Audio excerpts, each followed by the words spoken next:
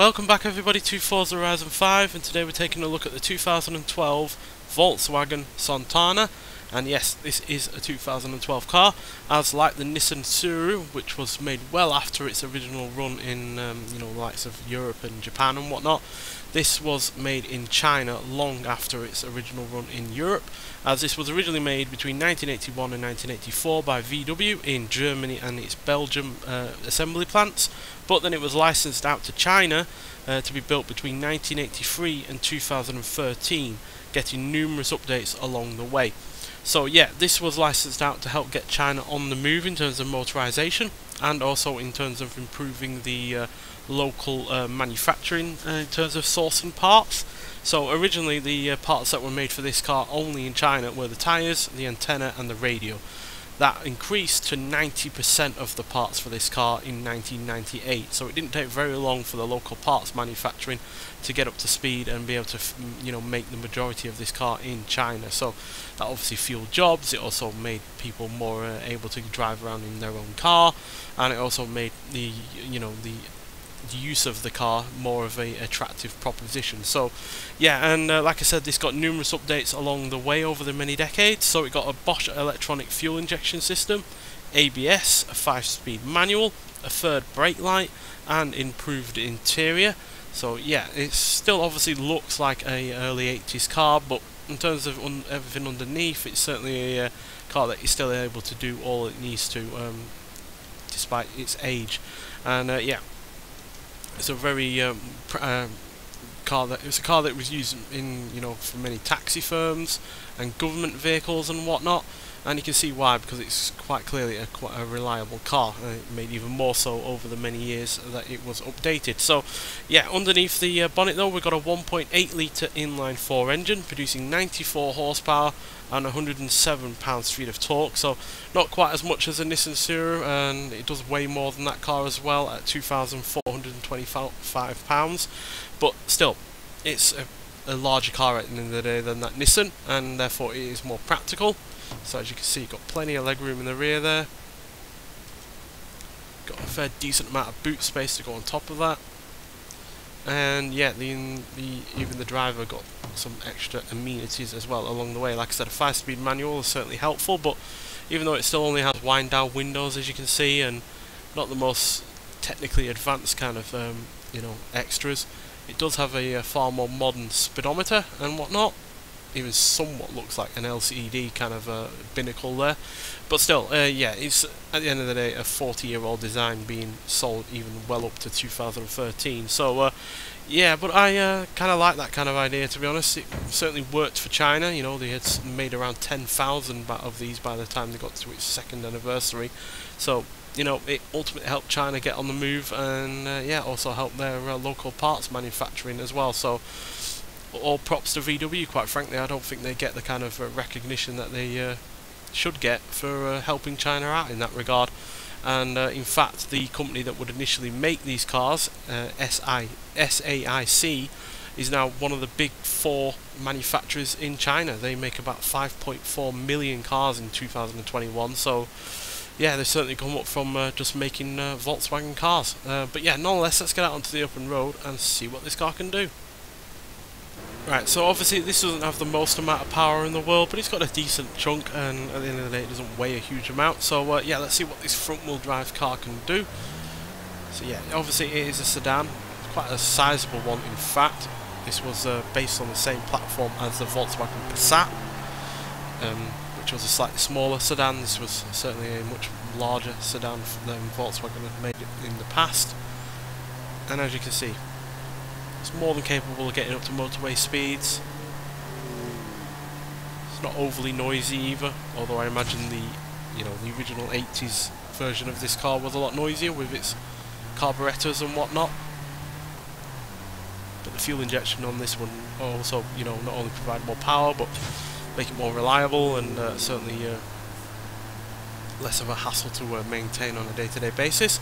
And yeah, it's a reasonably decent car, to be honest. I wish we got more of these kind of vehicles though in this kind of game, because yes, this is obviously the Chinese version, but we could have easily had the European version in at some point as well, and other similar cars from the time. would not go amiss. I mean, I'd love a like some Saab 9000 or an Audi 100 or whatnot to have in this kind of game. To be honest, these are the kind of, you know, everyday kind of generic vehicles that I would like to see in the game. But regardless, let's get onto the track, see just what this can do. So we're in D class for this car. So yeah, far from the highest, but still 340 is hardly the lowest of PIs. And yeah, as you can see, we've been front wheel drive. It does have a fair bit of weight up front at 65%. But they're the stats, which are fairly decent, to be honest. The braking, the launch and the handling are pretty good. Top speed is far from the worst for a sub 100 horsepower car. And yeah, the acceleration is obviously on the downside, but that's to be expected for a car of this type, quite frankly. So yeah, this is part of the Lucky Stars car pack, by the way. Already reviewed one car from it, the Wuling Hongyang. But still, let's hear what this car sounds like, and then we'll talk about it some more.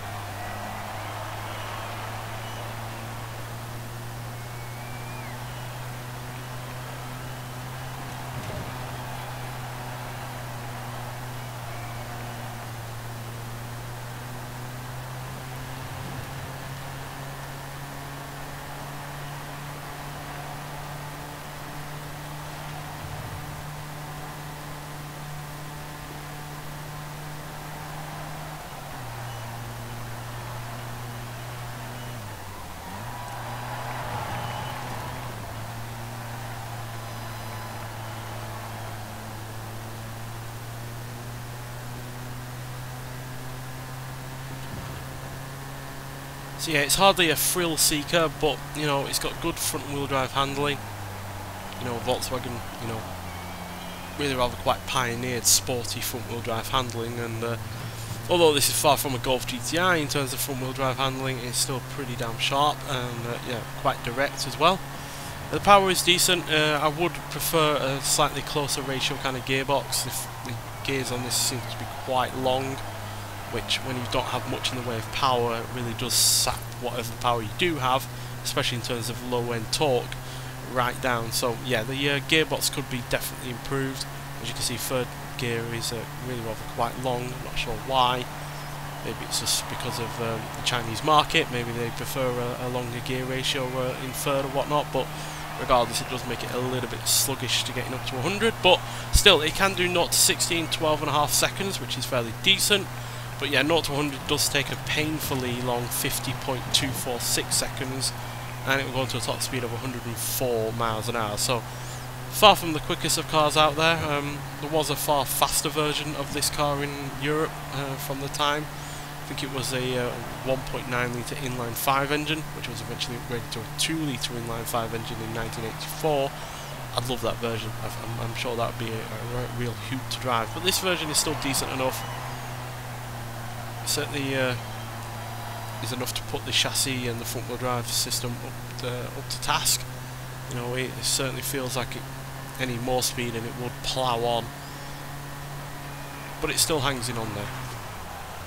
And at the end of the day, this is the kind of car, like I said, I really do like adding to a game. I'm all for fast cars, you know, high powered cars and whatnot like that, but something like this and then the Nissan Tsuru are just really rather nice little oddities to have on a game, quite frankly. You know, small, well, I wouldn't say small in this regards, but you know, lightweight saloon cars that aren't particularly powerful and were made well out of their era, but for a purpose, and a purpose that, yeah, is admirable in terms of getting, you know, poorer countries on the move in terms of, you know, motorization, while also helping their local manufacturing and whatnot. And the Nissan did that for Mexico, and this has done that for China. So yeah, really glad this is in the game, and weirdly enough, it was the one out the car pack that I was most looking forward to driving. But it is a part of a 4-car pack that you can get, called the Lucky Stars car pack. It's only £3.99 in the UK. I think it's $4.99 in America, so it's not very much for 4. cars that are brand new to the Forza series, and yeah, I'm really enjoying the car pack overall, to be honest. So yeah, but nonetheless, thank you for watching, and I'll see you in the next one. Bye.